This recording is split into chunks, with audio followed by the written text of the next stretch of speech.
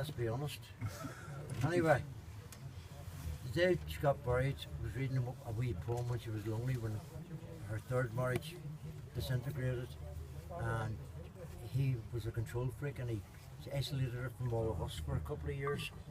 So for the first 6 months to a year she was on her own, and she was copying a poem, and I was going to take a copy of it. And then I went, that's not really me, so 70% of this, 75% of this poem is how it was for me. It's called Lost, and I put it Lonely and Lost. In days of my youth I thought I was loved, I knew I was needed to care and to work. I suffered and worried and often did without, to give to my family whom I care about. But now that I'm old and just about living, I get naught from my family.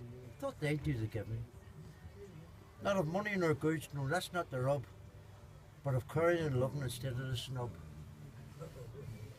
They're all too busy to care about me. Someday maybe they'll come to say, oh, how it hurts for a piece of their time.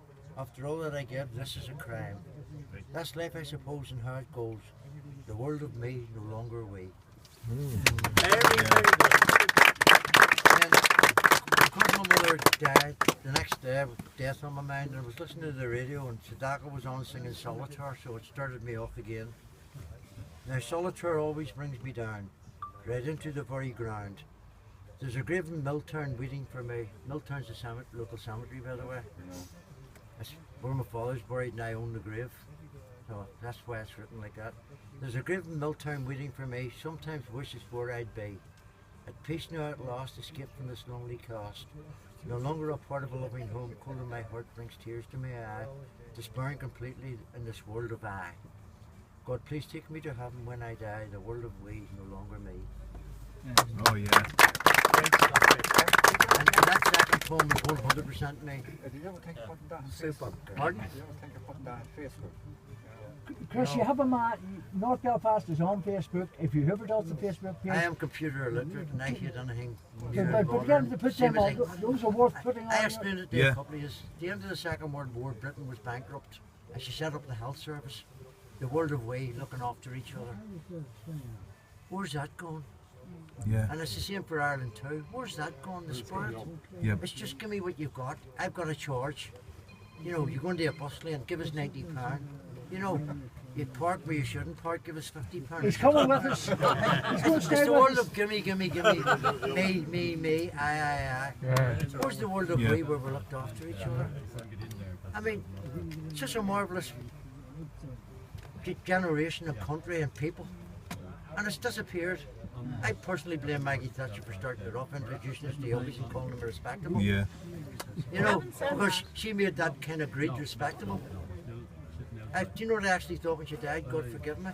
Oh, thank God, that's helpful. There's no room for me now. It's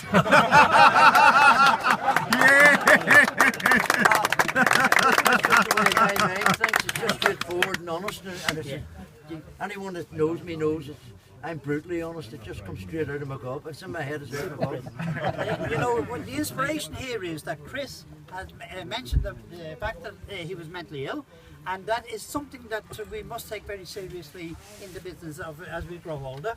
And people don't like the words mental illness, but it's real, it's there, and we've got talk today about mental wellness because Chris is so well after what he's been through. 2.5 years ago, the psychiatric nurse told me about the men's shed, but he didn't bring me down because he didn't want. If they bring you down, they're referring you, and they don't want the financial burden for referrals.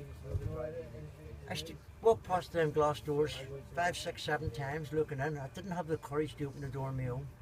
And Alexia out there seen me and brought me in and gave me a cup of tea. I had a beard down to there, I her down to my bum.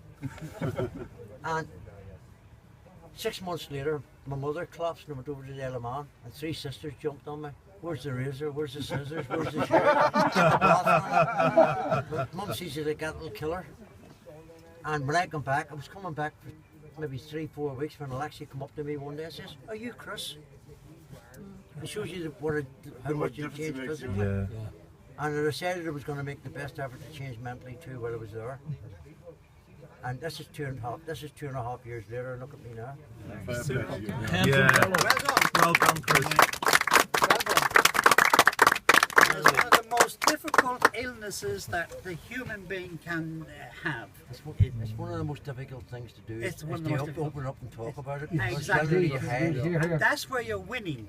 That's where you're winning, because we need more men and women and society to accept the fact that it's an illness like everything else. Yep. And it's treatable, and you're a very good example of how you've come through. Well, I'm And both it shouldn't physically be, and shouldn't be mentally. swept under the carpet. You Hidden can and see swept the under the sticks carpet. across That's, the that's the spine. biggest mistake. But There's arthritis in the spine, so physically and mentally. The physical you can always find a way around, but when the head goes, the whole lot's gone. I can Yeah. assure you. And I know which pain I'd rather live with. Do you hear? Okay. Yeah. Bless you. Thank you, Chris. God bless. Yeah. All right, Chris. You're in for a bit of a shock, lads, because I'm going to drive the bus. oh, we got shit insurance, no problem. Okay, we'll get that.